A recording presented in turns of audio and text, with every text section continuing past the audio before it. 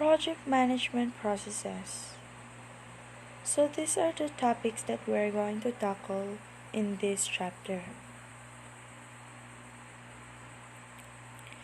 Projects are composed of processes. A process is a series of actions bringing about a result.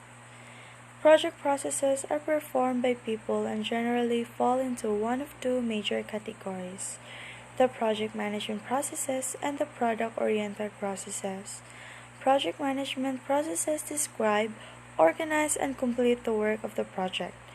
Product-oriented processes specify and create the project's product, and typically defined by the project life cycle. So those two major categories overlap and interact throughout the project.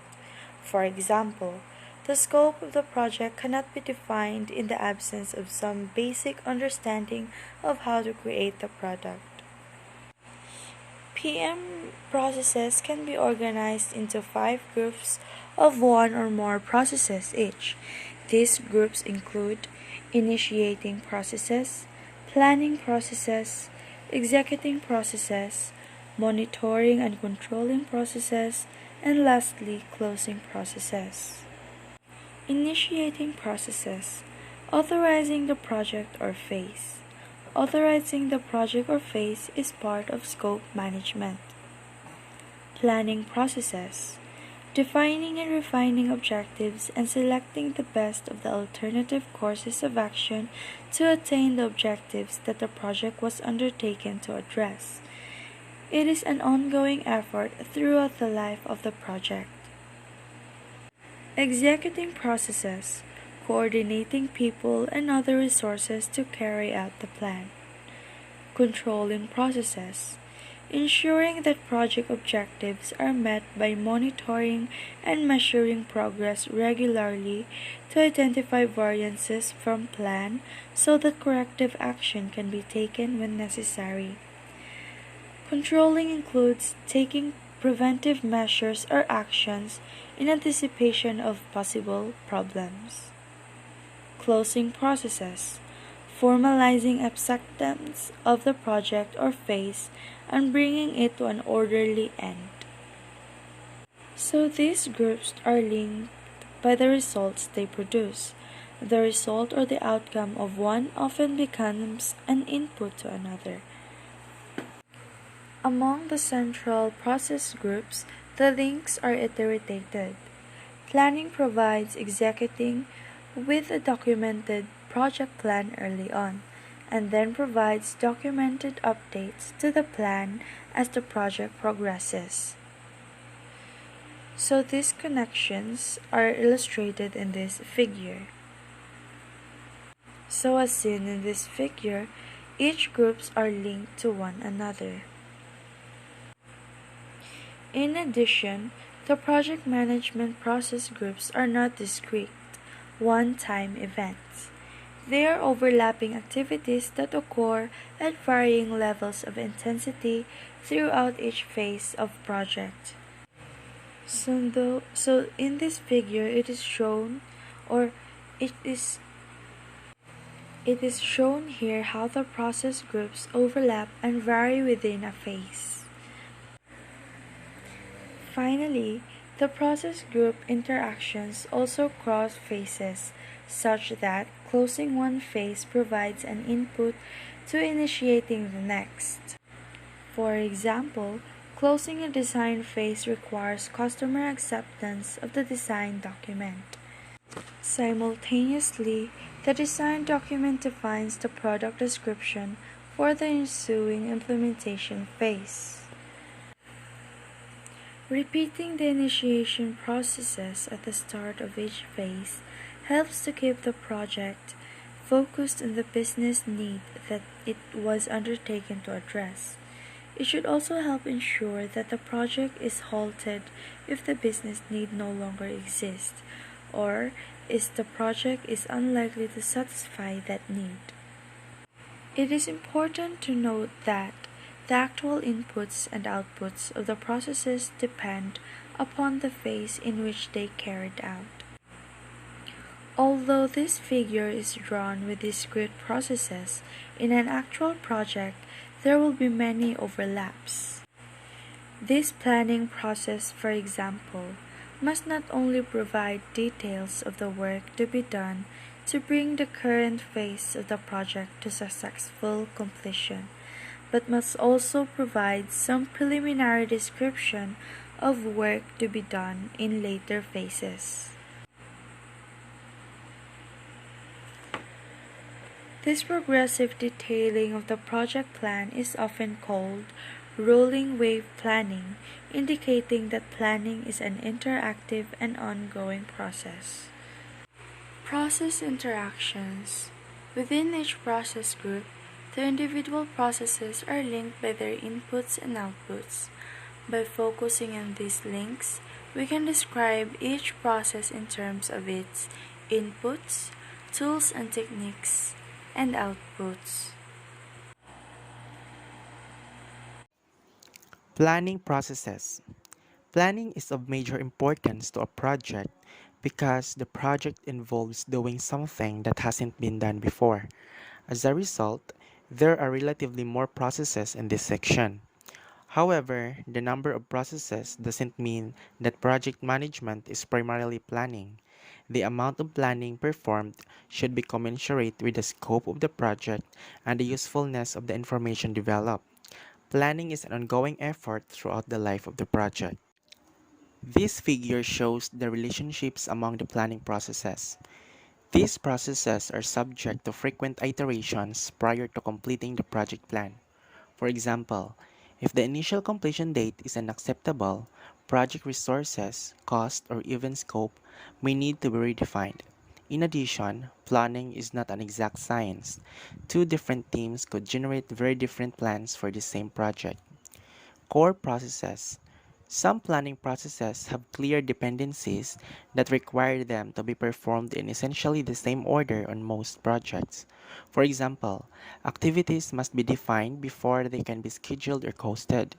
These core planning processes may be iterated several times during any one phase of a project. They include scope planning, 5.2, developing a written scope statement as the basis for future project decisions. Scope definition, subdividing the major project deliverables into smaller, more manageable components. Activity definition, identifying the specific activities that must be performed to produce the various project deliverables. Activity sequencing, identifying and documenting interactivity dependencies. Activity duration estimating, estimating the number of work periods that will be needed to complete individual activities. Schedule development, analyzing activity sequences, activity durations, and resource requirements to create the project schedule. Risk management planning, deciding how to approach and plan for risk management in a project. Resource planning, determining what resources, people, equipment, materials, etc., and what quantities of each should be used to perform project activities. Cost estimating, developing an approximation or estimate of the cost of the resources required to complete project activities. Cost budgeting, allocating the overall cost estimate to individual work packages. Project plan development, taking the results of other planning processes and putting them into a consistent, coherent document. Facilitating processes. These interactions among the other planning processes are more dependent on the nature of the project. For example, on some projects, there may be a little or no identifiable risk until after most of the planning has been done and the team recognizes that the cost and schedule targets are extremely aggressive and thus involve considerable risk. Although these facilitating processes are performed intermittently and as needed during project planning, they are not optional. They include quality planning, identifying which quality standards are relevant to the project and determining how to satisfy them. Organizational planning, identifying, then documenting and assigning project roles, responsibilities, and reporting relationships. Staff acquisition, getting the human resources needed assigned to and working on the project. Communications planning, determining the information and communications needs of the stakeholders who needs what information, when will they need it, and how will it be given to them. Risk identification, determining which risks are likely to affect the project and documenting the characteristics of each. Qualitative risk analysis, performing a qualitative analysis of risk and conditions to prioritize their effects on project objectives. Quantitative risk analysis, measuring the probability and impact of the risk and estimating their implications for project objectives. Risk response planning, developing procedures and techniques to enhance opportunities and to reduce threats to the project's objectives from risk. Executing processes. The executing processes include core processes and facilitating processes. This figure illustrates how the following core and facilitating processes interact. Project plan execution 4.2. Carrying out the project plan by performing the activities included therein. Quality assurance, evaluating overall project performance on a regular basis to provide confidence that the project will satisfy the relevant quality standards. Team development, developing individual and group skills or competencies to enhance project performance. Information distribution, making needed information available to project stakeholders in a timely manner. Solicitation, obtaining quotations, bids, offers, or proposals as appropriate. Source selection, choosing from among potential sellers.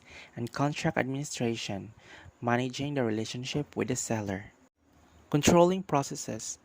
Project performance must be monitored and measured regularly to identify variances from the plan. Variances are fed into the control processes in the various knowledge areas. To the extent that significant variances are observed, those that jeopardize the project objectives, adjustments to the plan are made by the repeating the appropriate project planning processes. For example, a missed activity finish date may require adjustments to the current staffing plan, reliance on overtime, or trade-offs between the budget and schedule objectives. Controlling also includes taking preventive action in anticipation of possible problems. The controlling process group contains core processes and facilitating processes. Figure 3 to 7 illustrates how the following core and facilitating processes interact. Integrated change control 4.3, coordinating changes across the entire project. Scope verification, formalizing acceptance of the project scope. Scope change control, this is the controlling changes to project scope. Schedule control, in this area, controlling changes to the project schedule.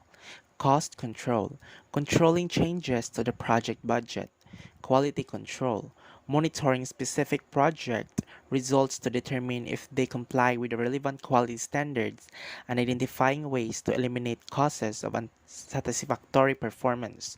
Performance reporting, collecting and disseminating performance information.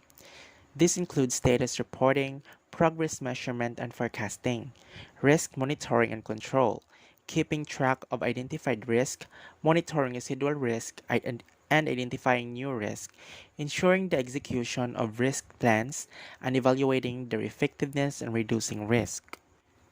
Closing processes. Figure 3 to 8 illustrates how the following core processes interact. So first, procurement.